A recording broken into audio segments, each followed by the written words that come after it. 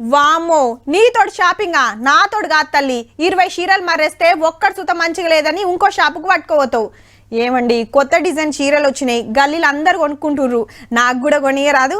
చీర మొన్ననే 2 కొన్నావుగా, ఆ బీర్వాల చూడు మొత్తం చీరలే, నంగిలేమో షిల్కోయకేసినావు, ఇంకా చాలయా అని ఇద్దరాల మొగల నడుమ ఎప్పుడో కిස්සర బස්සర నడుస్తూనే ఉంటది. షాపింగ్ అంటే మాతోటి అట్లుంటది మళ్ళా. అయితే గీ మేడం సుధామూర్తి 30 ఏండ్ల సంధి చీరలే కొనలేదట్టుల్లో. 30 రోజులు కాదు 30 ఏండ్లు. కాశీకి పోయినప్పుడు మనకిష్టమైంది ఏదోటి వదిలేయాలంటారు కదా, మేడం షాపింగ్ వదిలేసిందట. ఆ కాంచి ఇంతవరకు చీరల బ్యారమే చేయలేదని ఓ ఇంటర్వ్యూలో గొప్పగా చెప్పింది. పెన్మిటి కొనిచ్చి తెస్తాడేమో అనేరు. కాదు కాదు, చుట్టాలు దోస్తులు గిఫ్టుల కిందిస్తే అవే కట్టుకుంటదట. అప్పట్లా మా అమ్మకు 8 చీరలుండే, మా అమ్మమ్మకైతే 4 ఉండే. నాకు కూడా ఎక్కువ తక్కువ లేవనుకొచ్చింది. ఇంతకు సుధామూర్తి మేడం ఎవలో తెలుసు కదా?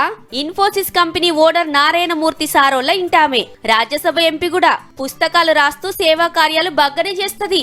వీళ్ళకున్న ఆస్తికి రోజు కోటేంది, గంటకో చీర కట్టుకోవచ్చు. కానీ మేడానికి గట్ల నచ్చదట.